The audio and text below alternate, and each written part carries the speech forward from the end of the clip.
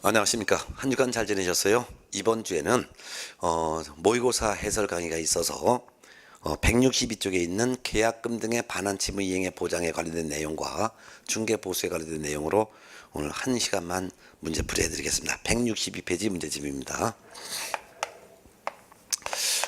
계약금 등의 반환채무 이행의 보장제도인데요. 이를 계약금 등의 예치제도라고도 하죠. 이 틀을 완벽하게 알고 있어야 돼요. 일단 개업공인중개사가 거래를 성사시켜줬는데 매수인이 대금을 다 지급하고 등기 넘겨줄 때까지가 바로 이행이 완료될 때까지인데, 이행이 완료될 때까지 매도인이 받을 계약금이나 또는 중도금이나 또는 잔금 이런 것들의 전부나 또는 일부를 은행 등에 예치하도록 거래 당사자에게 예치할 것을 권고를 할 수가 있어요. 권고할 의무는 없지만 권고할 수 있죠. 권고했다 하더라도 거래 당사자가 계약금 등을 예치할 의무는 없는데, 만일 예치를 한다면, 예치할 수 있어요. 예치한다면은 이행이 완료될 때까지 예치를 해야 돼요. 그리고 예치할 때 금액은 계약금만을 예치해도 되고 중도금만을 예치해도 되고 잔금만을 예치해도 되고 이와 같은 금액의 일부뿐만 아니라 전부를 예치하는 것도 가능해요. 근데 예치할 때 예치 명의자는 제한이 있어요. 개공 명의로 예치하거나 또는 은행, 공제사업을 하는 자, 신탁업자, 최신건설, 보험회사, 전문회사 이와 같은 기관에만 예치할 수 있는 거예요. 예치 명의자는 개공 또는 은공탁 체험전 명의로만 예치할 수 있어요. 근데 예치할 때 예치 기관, 즉 보관 장소는 제한이 없어요. 그래서 금융기관에 예치해도 되고 공제사업을 하는 자에다 예치해도 되고 신탁업자에 예치해도 되고 그 밖에 기타 등등으로 최신관서, 보험회사, 전문회사, 법원 다 가능한 거예요. 근데 예치됐다 하더라도 예치가 됐으면 이행이 완료되어야지만 매도인은 예치된 돈을 찾아가는 게 원칙이지만 그렇지만 이행이 완료되기 전이라 하더라도 매도인이 미리 수령할 수 있는 방법은 있어요. 미리 수령하려면은 금융기관이나 또는 보증보험회사가 발행하는 이 보증서를 매도인은 예치 명의자에게 교부를 하면은, 예치 명의자에게 보증서를 교부하면 미리 수령할 수 있어요. 예치 명의자가 통장 갖고 있는 사람이죠. 네.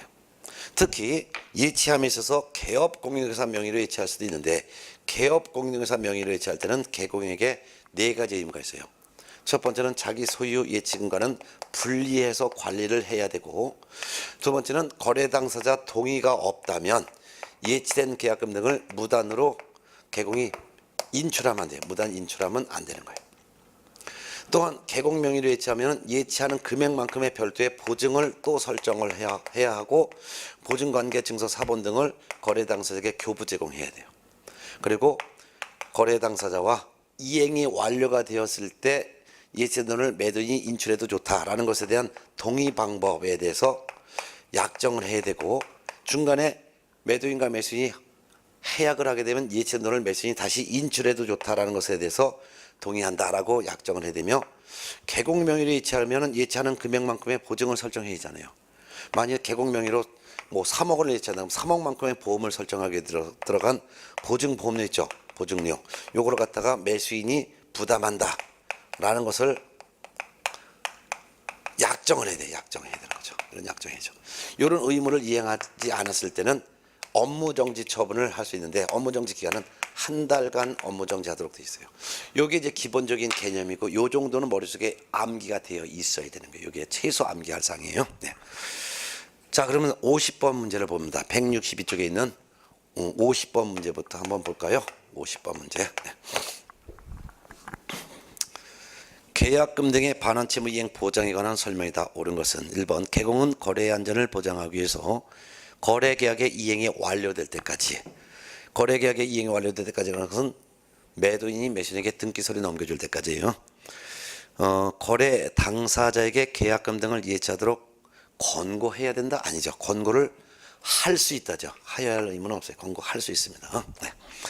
2번 거래 당사자는 개공의 예치 권고가 있는 경우 계약금 등을 예치해야 된다. 예치 권고가 있어도 예치할 의무는 없습니다. 예치할 의무 없습니다. 예치할 수 있어도 할 의무는 없죠. 3번 계약금 등을 예치한 경우 매도인 등 계약금 등을 수령할 수가 있는 권리가 있는 자는 거래 계약의 이행이 완료되기 전까지는 어떤 경우에도 이를 미리 수령할 수 없다. 아니에요. 이행이 완료되기 전까지라도 미리 수령할 수 있어요. 어떻게?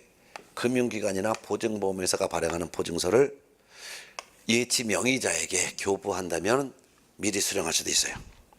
3번 계약금 등을 개공 명의로 금융기관 등에 예치하는 경우 개업공인회사는 자기 소유 예치금과는 분리하지 아니하고 관리할 수 있다. 아니에요. 반드시 자기 소유 예치금과는 분리해서 관리해야 돼요. 따라서 중개 보수가 입금되고 카드 대금이 빠져나가는 그 통장에 입금시키면 안 되고 이 돈을 예치하는 돈을 보관한 별도의 통장을 하나 개설해야 되는 거예요. 분리해서 관리해야 됩니다. 5번 개공은 거래 당사자가 계약금 등을 개공 명의로 금융기관 등에 예치할 것을 의뢰하는 경우에는 계약 이행의 완료 또는 계약 해제 등의 사유로 인한 계약금 등의 인출에 대한 거래 당사자의 동의 방법 등에 대해서 약정을 해야 되죠. 맞죠? 정답은 5번이 되겠네요. 네. 자, 2번 문제는 여러분이 직접 풀어보시고 그 다음에 53번, 51번 문제는 여러분이 직접 풀어보시고 53번 문제 풀어봅니다. 계약금 등의 반환채무 이행 보장에 관한 설명 중 옳은 것은 1번 개공은 매수인 임차인이 요구하는 때는 계약금 등을 반드시 예치해야 된다. 요구하더라도 예치할 의무는 없습니다. 2번 이 제도는 거래계약이 체결될 때까지 거래 안전을 보장하기 위한 것이다. 거래 안전을 보장하기 위한 것이지만 맞지만 거래계약이 체결될 때까지가 아니라 이행이 완료될 때까지 거래 안전을 보장하기 위한 것이죠. 이행이 완료될 때까지입니다. 3번 보험업법에 따른 보험회사는 계약금 등의 예치명의자가 될 수 있다. 보험회사 예치명의자가 될 수 있죠. 개공 또는 은공탁 체험전에서 보험회사 예치명의자가 될 수 있습니다. 답은 3번이죠.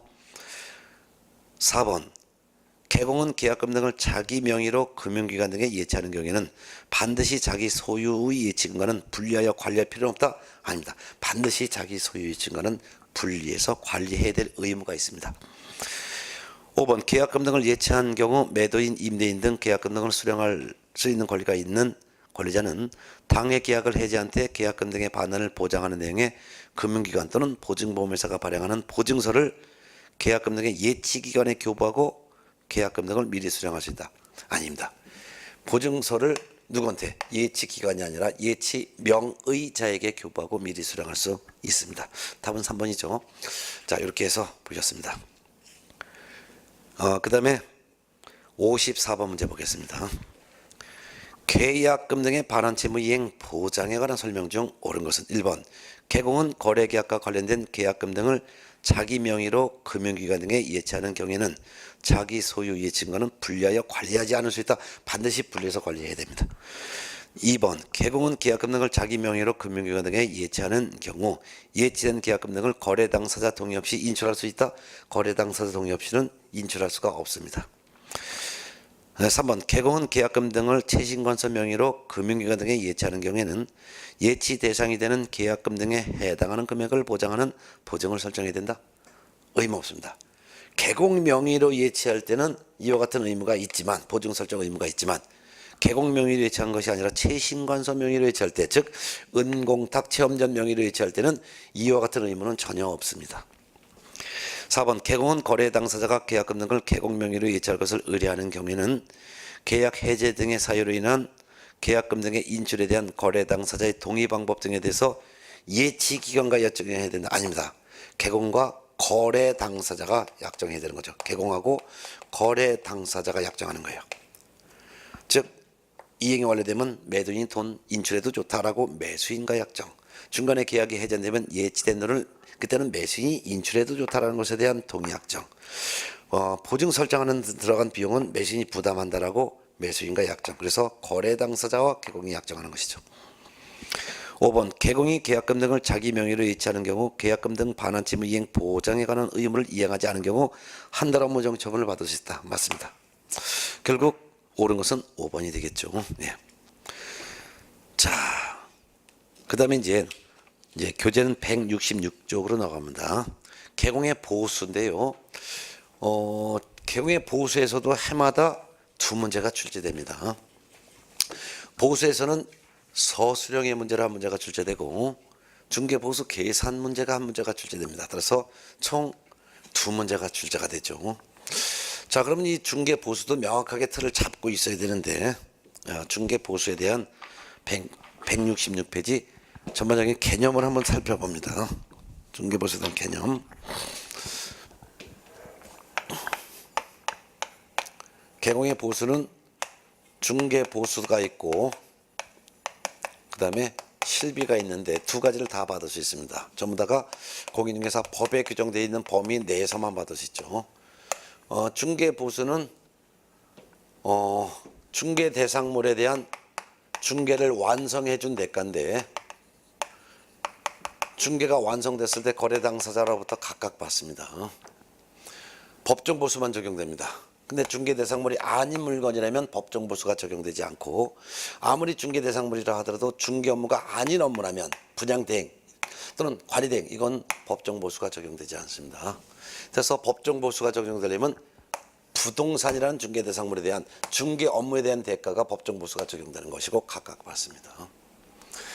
실비도 추가로 받을 수 있는데 두 가지로 실비를 받을 수 있죠. 하나는 계약금 등 반환 채무 이행 보장에 소요되는 비용, 즉 보증 설정 비용, 이거를 매수인, 임차인과 같은 권리 취득을 해인 일방에게 받을 수 있고, 또 하나는 중개 대상물에 대한 권리 관계라든가 상태 입지를 조사 확인에 드는 비용, 즉 등기부 띄우는 비용, 대장 띄우는 비용, 이런 것들은 매도인, 임대인과 같은 권리 이전을 해인 일방에게 청구하여 받을 수 있죠. 중개 보수가 시험에 나오는데 중개 보수를 어떻게 받느냐? 중개 보수는 거래 금액에다가 법에 규정된 요율을 곱하면은 산출액이 나오는데 산출액을 거래 당사자로부터 각각 받죠. 그렇지만 만일 한도액이 있다면 둘 중에 비교해서 적은 금액을 거래 당사자로부터 각각 받습니다. 언제 받느냐 하는 것은 보수 지급 시기는 약정에 따르는데 약정을 했으면 약정에 따르고 약정을 하지 않았으면 거래대금 지급이 완료된 날 이날 받습니다. 즉 잔금 주고받는 날 그날 중개보수도 받는다 이거죠. 자, 그러면 중개보수를 산출하려면 계산을 해야 되는데 거래금에다 요율을 곱하는 거죠. 거래금액은 매매면은 매매금액이 되고 분양권 매매면은 이미 납입한 금액에다가 프리미엄을 합산한 금액이 거래금액이 되죠. 또한 점유 계정인 경우, 즉 동일한 중개 대상물에 대하여 동일한 당사자 간의 매매 계약을 포함하여 둘 이상의 계약을 같이 중개했을 때는 이때는 매매 계약 거래 금액 요거 하나만 적용하고 다른 계약은 보수받지 못하죠. 교환 중개했을 때는 교환 대상물 중 큰 금액을 거래 금액으로 하고, 월세가 있는 임대차면 월차임 즉 월세 곱하기 100 거기에 보증금을 더한 금액이 거래 금액이죠. 근데 이와 같은 금액이 거래 금액이 되는데 만일 이와 같은 방법으로 산정한 금액이 5천만 원 미만이면, 만일 5천만 원이 안 되면 이를 거래 금액으로 하는 것이 아니라 다시 계산하죠. 어떻게? 월세 곱하기 70 거기에 보증금을 더한 금액이 거래 금액으로 하는 거죠. 권리금은 중개보수가 적용되지 않기 때문에 약정에 따라 추가로 받을 수 있습니다. 여기다 요율을 곱하는데 이 요율은 공인중개사법에 규정된 요율, 법정 요율을 적용하는 거죠. 그럼 법에 규정되어 있는 법정 요율은 둘로 되어 있죠. 중개한 물건이 주택 및 부속 토지를 중개했느냐, 주택 외의 중개 대상물을 중개했느냐, 이렇게 둘로 나눴어요. 근데 겸용주택을 중개했을 때는 주택으로 사용되는 면적이 2분의 1 이상이면 주택을 중개한 것으로 보고, 주택으로 사용되는 면적이 2분의 1 미만이면 이때는 주택 외의 물건을 중개한 것으로 보는 거죠. 그럼 주택을 중개했을 때 그 보수율은 어떻게 받냐? 주택의 경우에는 이렇게 돼 있죠. 주택은 국토교통부령이 정하는 범위 안에서 특별시, 광시, 도의 조례로 정하는데 이때 시도조례가 바로 개공의 사무소가 소재하는 시도조례예요. 그래서 사무소 소재지 시도와 주택이라는 물건이 소재하는 시도가 서로 다를 때는 주택 사무소 시도조례가 적용되는 것이지 주택이라는 물건 소재지 시도조례가 적용되는 게 아니라는 거. 그럼 국토교통부령에 규정된 범위라는 것은 주택에 대해서 매매나 교환을 중개했을 때 보수는 거래 당사자 쌍방으로부터 각각 받는데 일방으로부터는 거래 금액 1조분의 9 범위 내에 매매 교환을 제외한 나머지 임대차, 전세권, 저당권 등은 쌍방으로부터 각각 받지만 일방으로부터는 거래 금액의 1조분의 8 범위 내에서 받아야 한다라고 해놓고 이 범위 안에서 시도 조례로 정하는 거죠. 그러니까 정확한 보수율은 사무소 소재지 시도 조례에 따라 받는 거예요.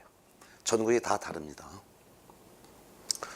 근데 주택이 아닌 물건을 중개했을 때는 이거는 국토교통부령으로 정합니다.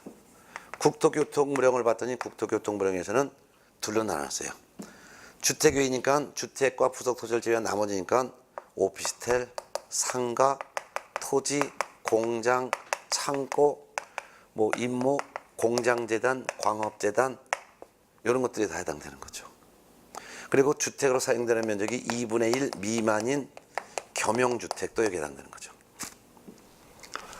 물건을 봤더니 그 중에서도 오피스텔이냐 아니냐로 나눴어요. 오피스텔도 면적이 85제곱미터 이하로서 상수도 하수도가 다 갖춰져 있고 또한 전용 이식 부엌도 있고 화장실도 있고 목욕시설까지 다 갖춰져 있는 이러한 경우냐 아니냐 그 왜냐 이렇게 둘러놨다. 이 경우는 중개한 내용이 매매나 교환은 쌍방으로부터 각각 받는데 일방으로부터는 거래 금액의 1천분의 5 범위 내에서 협의해서 결정하고 매매 교환을 제외한 나머지 임대차, 전세권, 저당권 등은 쌍방으로부터 각각 받는데 일방으로부터는 거래 금액의 1천분의 4 범위 내에서 협의 결정하죠. 그 외 나머지는 전부 다가 매매건, 교환이건, 임대차건, 전세권이건, 저당권이건 전부 다가 보수는 쌍방으로부터 각각 받는데 일방으로부터는 거래 금액의 1천분의 9 범위 내에서 협의 결정한다 이렇게 돼 있죠. 이 틀이 머릿속에 다 암기가 돼 있어야 돼요. 이 틀이 정확하게 돼 있지 않으면 헤매죠. 이걸 다 기본적으로 암기가 돼 있어야 됩니다. 자, 그럼 문제를 풀어볼까요? 1번부터 봅니다. 1번 중개보수에 관한 설명이다. 틀린 것은 1번 공인중개사 자격이 없는 자가 중개사무소 개설 등록을 하지 아니한 채 부동산 중개업을 했다. 무등록 중개업을 했다. 그죠? 무등록 중개업을 하면서 거래 당사자와 체결한 중개보수직의 약정은 무효입니다. 무효 맞죠? 2번 개공과 의뢰인 간의 보수 지급 시기에 관한 약정이 없을 때는 중개 대상물의 거래 대금 지급이 완료된 날로 하죠. 맞죠? 거래 대금 지급이 완료된 날.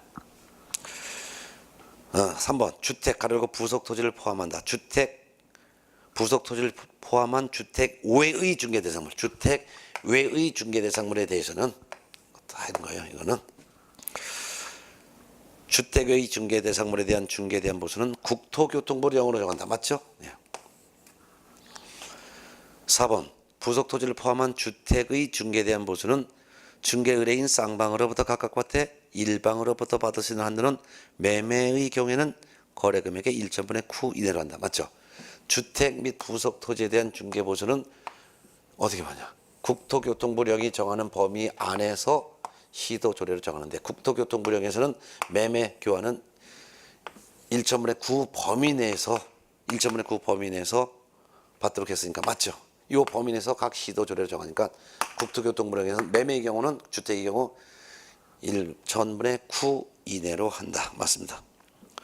5번 주택인 중개대상물의 소재지와 중개사무소 소재지가 다른 경우에는 개공은 중개대상물의 소재지를 관할하는 시도 조례에 따라 보수를 받아야 한다. 아니죠. 사무소 소재지 시도 조례에 따라 받아야 되는 거지 주택 소재지 시도 조례에 따라 받는 게 아니죠. 답은 5번이죠. 네. 나머지 2번, 3번 이런 거 여러분 직접 풀어보시는 게 나을 것 같고요. 그 다음에 5번 문제 한번 볼까요? 5번 중개보수 계산 시 거래금액 산정에 관한 설명이다. 드린 것은 1번 동일한 중개 대상물에 대하여 동일한 당사자 간의 매매를 포함한 둘 이상의 거래가 동일기에 이루어지는 경우에는 매매 계약에 관한 거래 금액만 적용한다. 맞죠? 예. 동일한 중개 대상물에 대하여 동일한 당사자 간의 매매 계약을 포함하여 둘 이상의 계약을 동일한 기회에 이루어졌을 때는 매매 계약에 관한 거래 금액 하나만을 적용합니다. 맞고.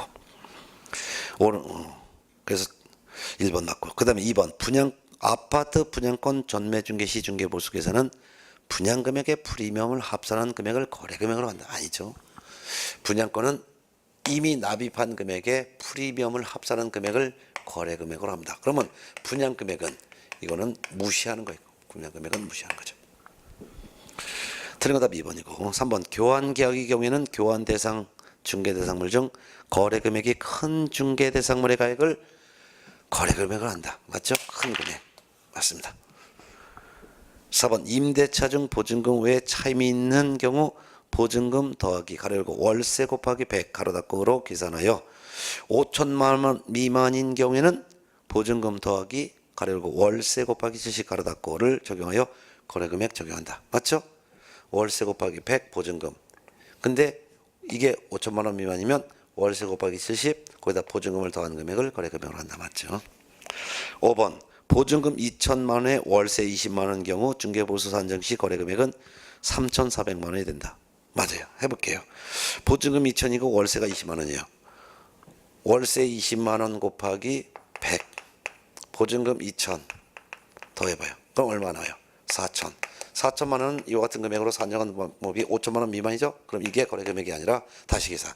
월세 20만 원 곱하기 70 그러면 2,024 1,400만 원 거기다 보증금 2천만 원 더해요. 그러면 3,400만 원이 되는 거 맞죠? 예. 답은 아까 2번이 나왔습니다.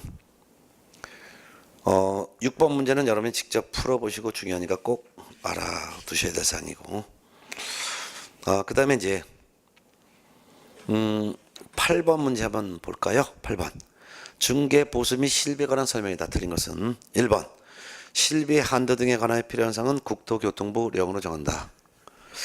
이거 틀렸습니다. 실비도 어떻게 봤냐면 두 가지도 실비도 국토교통부령이 정하는 범위 내에서 개공의 사무소가 소재하는 특별시, 광시, 도의 조례로 정합니다. 그래서 실비도 결국 최종적으로는 국토교통부령이 정하는 범위 안에서 시도 조례로 정한다 해야 되겠죠. 2번 상가 건물의 임대차에 대한 중개보수는 일방으로부터 받을 수 있는 범위는 거래금액의 1.5분의 8 이내에서 개공과 의뢰인이 서로 협의해서 결정한다. 중개한 물건이 주택이냐 주택 외냐를 찾아보면 주택이니까 상가니까 이거는 매매건 교환이건 상관없이 국토교통부령으로 정하는데 국토교통부령에 규정되어 있는 주택의 물건의 종류를 둘로 나눴죠. 그 외에 해당되니까 임대차라 하더라도 1.5분의 9 범위 내에서 협의 결정합니다. 1.5분의 8이 아니라 1.5분의 9 이내에서 개공과 의뢰인이 협의 결정하죠. 3번 개공은 중개대상물의 권리관계 등 확인에 소요되는 비용을 실비를 매수, 임차, 그 밖의 권리를 취득하고자 하는 중개인에게 전가할 수 있다. 그렇죠. 물건에 대한 권리관계 조사 확인해드린 비용은 누구한테? 매도, 임대, 그 밖의 권리를 이전하고자 하는 의뢰인에게 전가할 수 있죠.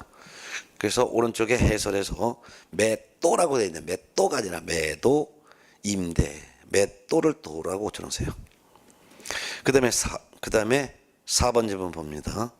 똑같은 거예요. 개공은 중개대상물 권리관계 등 확인해드는 비용에 대해서 매수, 임차, 그 밖의 권리를 취득하고자 하는 의뢰인에게 전가할 수 있다. 3번과 4번이 똑같은 질문이죠? 틀렸어요. 그래서 해설도 고쳐놓으세요. 매수, 임차를 갖다가 매도, 임대, 그 밖의 권리를 이전하고자 하는 중개인에게 전가할 수 있다. 이렇게 좀 고쳐놓으세요. 네. 그래서 해설을 고쳐놓으세요. 매도, 임대, 그 밖의 권리를 이전하고자 하는 중개인에게 전가할 수 있다라고 해야 되겠죠. 답은 5번인데 5번 개공은 주택의 중개대상물에 대하여 국토교통부령이 정하는 범위 안에서 실제 자기가 받고자 하는 중개보수 상한료를 중개보수 실비의 요율 및 한도액표에 명시해야 한다. 맞습니다. 중개사무소에는 총 4가지 서류를 게시하죠. 게시하는 서류 중개사무소 등록증 원본, 공인중개사 자격증 원본, 업무 보증 설정 증명서류, 중개 보수 및 실비표입니다. 이때 보수 및 실비에 대한 표는 국토교통부령이 정하는 범위 안에서 시도조례에서 정한 표가 되는 거예요. 근데 주택이 아닌 물건, 주택 외의 물건은 시도조례 자체가 적용되지 않죠. 그래서 이 주택에 대한 시도조례표 요 빈 여백에 주택이 아닌 주택 외의 물건에 대한 중개 보수에 대해서는 개공이 자기가 얼마 받을지를 별도로 주택이 아닌 물건은 거래 금액의 몇 퍼센트를 받습니다. 이렇게 별도로 이 표에다가 명시를 해야 될 의무가 있다 이거죠. 그리고 명시했으면 명시한 범위 내에서만 받아야 됩니다. 맞습니다. 정답은 이제 5번으로 하겠습니다. 자, 그 다음에 한 장 넘어가서 이제 계산 문제를 풀겠습니다. 이제 10번부터는 이제 계산 문제가 되는데, 계산 문제 하나하나씩 이제 풀어볼까요? 예. 계산 문제는 어렵지를 않은데 실수를 하는 것을 막아야 됩니다. 그래서 주택에 대한 문제를지 주택이 아닌 문제를 냈는지, 거래 당사자 일방에게 받는 문제인지 쌍방에게 받는 문제인지, 즉 매매 거래에서는 매도인에게만 받는지 매수인에게만 받는지, 매도인과 매수인을 합쳐서 받는지, 임대인에게 받는 문제인지 임차인에게서 받는 문제인지, 또는 임대인 임차인을 합쳐서 받을 보수를 물어봤는지, 또한 점유 계정인지 점유 계정이 아닌지, 이런 내용을 주의 깊게 보셔야 돼요. 자, 그러면 10번 문제를 한번 풀어보겠습니다. 10번. 개공이 X시에 소재하는 주택의 면적이 3분의 1인 건축물 딱 나왔네요. 그럼 여기서 뭘 찾아야 돼요? 주택으로 사용되는 면적이 3분의 1이면 주택으로 사용되는 면적이 2분의 1 미만이죠. 그럼 주택이다, 주택외다. 주택외라는 것부터 딱 찾아야죠. 그럼 주택외면은 주택이 아닌 물건이잖아요. 이거는 오피스텔도 아니죠. 그러니까 요율은 거래금액의 1천분의 9 범위 내에서 협의 결정하는 거죠. 이게 딱 와야 되는 거예요. 네. 이런 건축물에 대해서 매매와 임대 자격을 동시에 중개했다.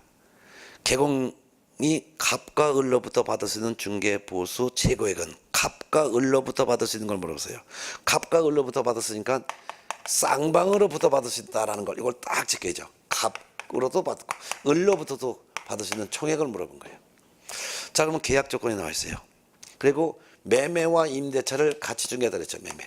자, 그러면 계약 조건 맞던 계약 당사자는 갑과 을인데, 갑은 매도인이면서 임차인이 되는 것이고, 을은 매수인이면서 임대인이 된다 이거예요. 이게 바로 동일한 중개 대상물에 대해서 매매와 임대차가 동일한 기회에 이루어졌고 두 가지 계약의 당사자가 동일하죠. 점유 계정이에요. 그러면 매매에 대한 보수만 받는 것이고 임대차에 대한 보수는 받지 못한다는 걸 알아야 되겠죠. 매매 금액이 얼마예요? 1억 5천만 원이 났어요. 그럼 거래 금액은 1억 5천만 원이에요. 그 다음에 이제 매매에 대해서 합의된 중개보수, 약정보수는 150만 원이에요. 150만 원을 약정을 했다 이거예요. 그 밑에 임대차에 대한 계약 볼 필요가 없는 거죠. 왜? 매매와 임대차가 동일한 당사자 간에 동일한 기회를 줬으면 매매에 대한 보수만 받을 수 있지 임대에 대한 보수는 받지 못하니까 이건 헷갈려 넣어준 거예요. 그 다음에 X시 중개보수 조례 기준이 있어요. 이거 볼 필요도 없는 거죠. 왜? 주택의 면적이 3분의 1이니까 주택 외잖아요. 주택이 아니란 말이에요. 그냥 조례가 적용되는 게 아니라 최고율 0.9% 범위에서 협의 결정하는 거예요. 자, 그럼 0.9%를 적용하는 거예요. 그럼 거래 금액은 0.9%, 거래 금액은 매매 금액 1억 5천만 원 곱하기 0.99를 곱하는 거예요. 그럼 계산하면 90만 원, 5, 9, 45, 135만 원이 산출되죠. 135만 원을 매도인이면서 임차인 갑으로부터도 135만 원을 받는 것이고, 이 135만 원을 매수인이면서 임대인으로부터도 135만 원을 받는 거예요. 이 경우 갑과 을로부터 받을 수 있는 전체 금액이 왔으니까 전체는 270만 원을 받는 거죠. 그럼 답은 270만 원을 딱 골라야죠. 답은 270만 원 5번이 되는 거죠. 이런 게 아주 가장 기초적인 문제가 되는 건데, 이런 기초적인 문제를 틀리는 경우는 완전히 실수예요. 주택의 면적이 2분의 1 미만이니까 이거는 주택 외 보수 규정을 적용하는구나. 주택 외 보수 규정은 오피스텔이냐 아니냐 해서 나눠주고, 오피스텔이 아닌 건 무조건 다 0.9% 범위에서 협의 결정한다. 그리고 매매와 임대차가 동일한 기회에 이루어졌고 두 가지 계약의 당사자가 동일하니까 매매 보수 하나만 적용해서 받는구나. 이게 딱 오면은 되는 거죠. 그리고 갑과 을로부터 받을 수 있는 금액이니까 쌍방이라고 하는 거야. 이걸 딱 체크하는 거죠. 자, 이번엔 11번 문제 보세요. 11번. 개공이 X시에 소재하는 주택의 면적이 3분의 1인 건축물. 와, 주택의 면적이 3분의 1이에요. 그럼 이거는 주택으로 사용되는 면적이 2분의 1 이상이니까 이건 주택에 대한 보수니까 주택은 국토교통부령이 정하는 범위 안에서 사무소가 소재하는 시도 조례에 따라 받는 거나 시도 조례를 적용한다는 걸 봐야죠. 매매와 임대차를 동시에 중개했다. 개공이 받을 수 있는 중개보수 총액은 이것도 쌍방으로부터 받는 거라. 자, 매매와 임대차를 중개했대요. 동시에. 그러면 계약 조건 봤더니 계약 당사자는 갑과 을인데 갑은 매도이면서 임차인, 을은 매수이면서 임대인. 그러면 매매에 대한 보수 하나만 바꾸는 거라. 매매 금액이 1억 원이라구나. 그리고 매매 계약에 대해서 합의된 보수는 100만 원이라구나. 임대차 계약 볼 필요도 없죠. 매매에 대한 보수만 받지 임대차를 못 받으니까.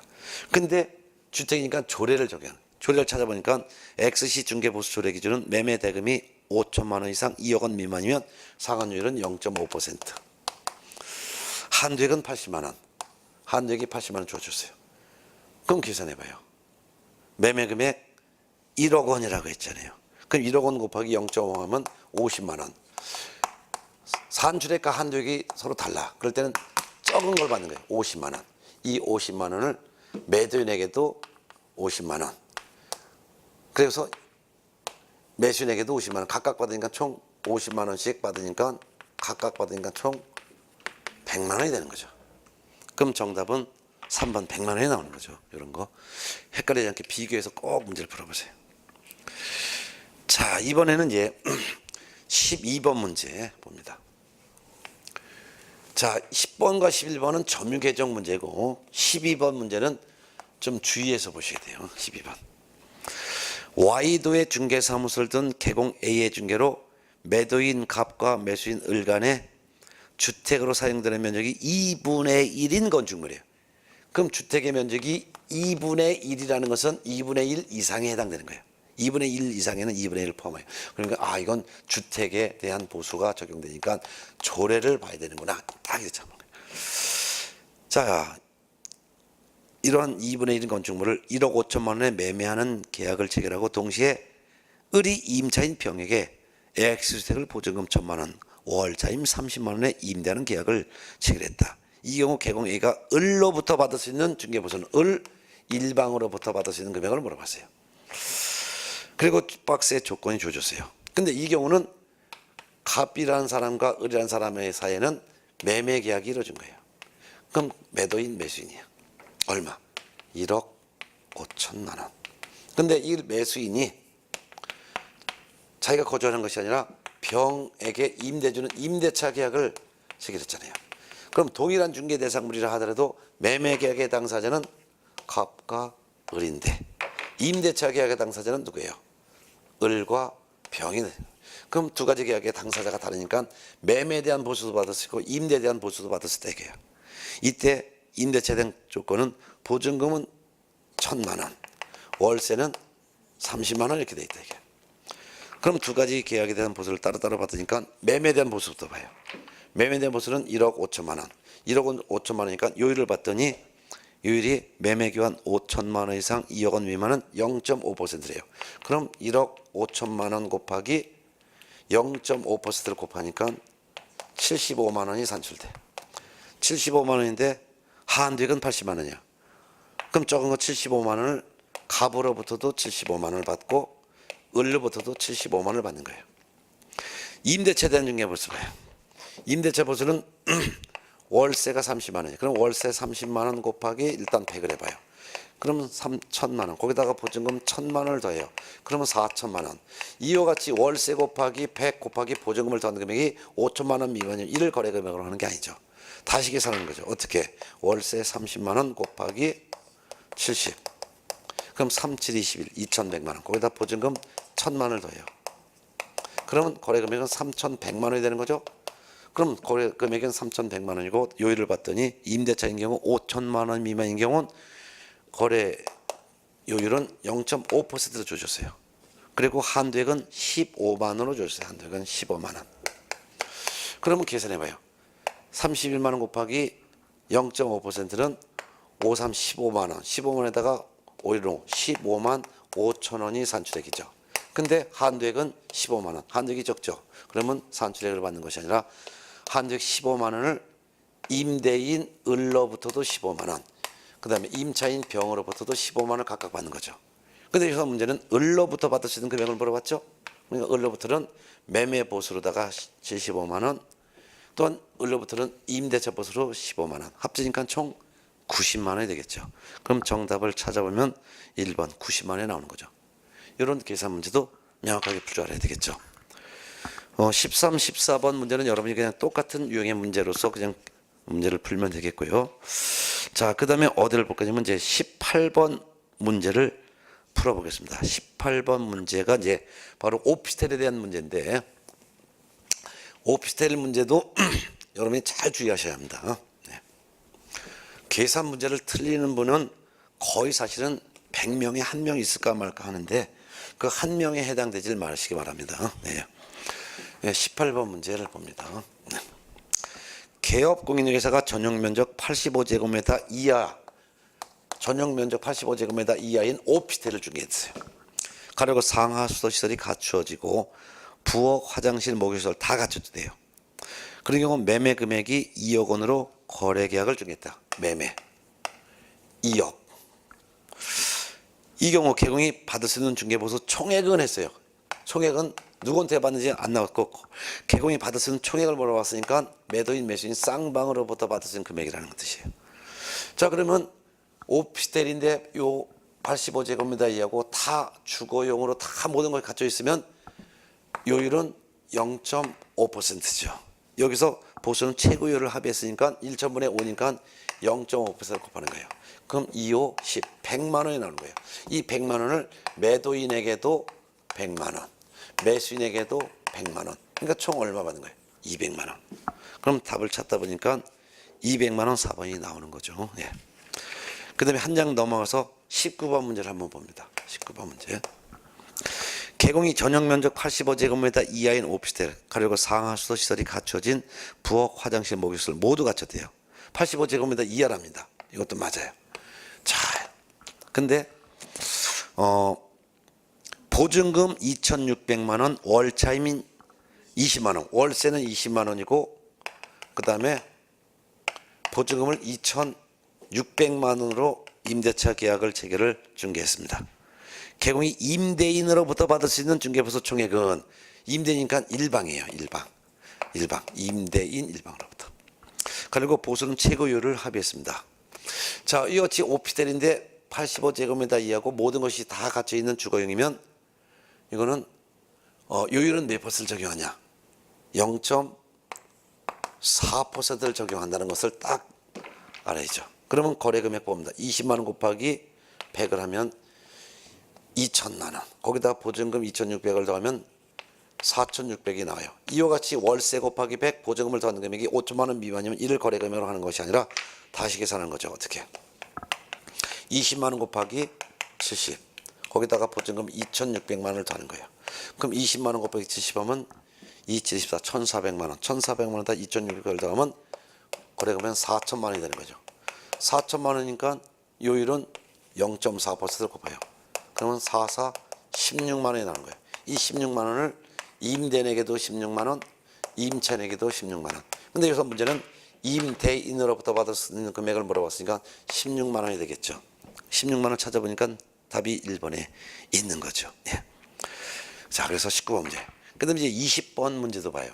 이 오피스텔 문제를 제가 풀어드린 이유가 여러분들이 오피스텔의 문제가 나왔을 때 절대로 틀리면 안 된다 이거예요. 실수하지 마시고. 예. 자, 그러면 20번 문제 봅니다. 네. 개공이 전용 면적 85제곱미터 이하의 오피스텔이래요. 오피스텔인데 85제곱미터 이하의 오피스텔이래요. 그 다음에 보증금 2,600, 월세 20만 원 임대차 계약을 중개했다. 월세는 20만 원, 그 다음에 보증금은 2,600만 원 이렇게 나와 있어요. 개공이 임대인으로부터 받을 수 있는 중개보수 총액은 이것도 일방이에요. 누구? 임대인 일방으로부터 받을 수 있는 거예요. 근데 가로를 두고 봤더니 상하 수도 시설이 갖춰지지 않았대. 상하 수도시설은 갖춰져 있는데 전용 입식 부엌, 전용 수세식 화장실, 목욕 시설은 갖춰져 있지 않았대. 부엌도 부엌이 없거나 화장실이 없거나 목욕 시설이 하나라도 없다면 이거는 0.9% 범위 내에서 협의 결정한다는 걸 딱 감을 잡아야죠. 가려고 최고율을 합의했어요. 그러면 요율은 0.9%를 적용하는 거예요. 그럼 거래 금액은 20만 원 곱하기 100 하면 2,000. 거기다 2,600 더하면 4,600. 이거를 5천만 원 미만이니까 거래 금액으로 보는 게 아니라 20만 원 곱하기 70을 하는 거예요. 2724 1,400만 원. 거기다가 2,600을 더해요. 그러면 4천만 원이 거래 금액이에요. 4천만 원에다 0.9%를 곱하는 거예요. 그러면 4고 36. 36만 원이라는 임대차 중개보수를 임대인에게도 36만 원, 임차인에게도 36만 원. 여기서 물어본 것은 임대인으로부터 받을 수 있는 금액을 물어봤으니까 36만 원이 되겠죠. 그럼 정답은 4번. 자, 21번 마지막 문제 풀고 오늘 수업을 마칩니다. 21번 문제. 21번이 마지막 문제인데요.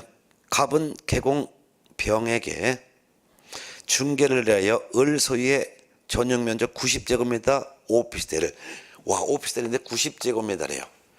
그러면 이건 85제곱미터를 초과하기 때문에 이거는 요율은 0.9% 범위 내에서 협의 결정한다는 것을 딱 무슨 눈치를 닦아야죠.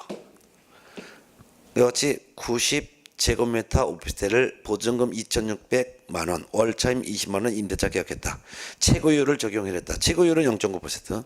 이 경우 개공갑이 갑으로부터 받을 수 있는 중개보수 최고 한도는 갑으로부터 받으니까 이건 일방으로부터 받는다는 거예요. 네? 결국 임차인 일방으로부터 받는 걸 물어본 거죠. 가르고 임차인 오피스텔은 건축법상 목욕시설로 업무시설로 상하수설이 갖춰진 이렇게 돼 있는데 요거는 지우셔야 돼요. 요거 가로 내용 싹 지우세요. 거기서 한도액은 해놓고 거기에 가로 내용 있죠. 가로 내용을 싹 지우세요. 그래서 최고 한도액은 해는 그 다음 지문 가로 열고 임차인 오피스텔은 건축법령상 목욕시설로 상하수도 시설이 갖춰진 전용 입식부엌 목욕시설 그냥 두세요. 지우지 않으셔도 되겠네요. 임차인 오피스텔은 건축법령상 목욕시설로 상하수도 시설이 갖춰진 부엌 화장실 다 갖췄다. 다 그대로 두세요. 근데 아무리 목욕시설도 있고 화장실도 있고 부엌도 있다 하더라도 면적이 85제곱미터 초과니까 이거는 0.9%예요. 그러면 거래 금액에다가 요율을 곱하는데 아까 똑같은 거예요. 그러니까 20만 원 월세 곱하기 100 하면 거기다 보증금 더하면 4,600.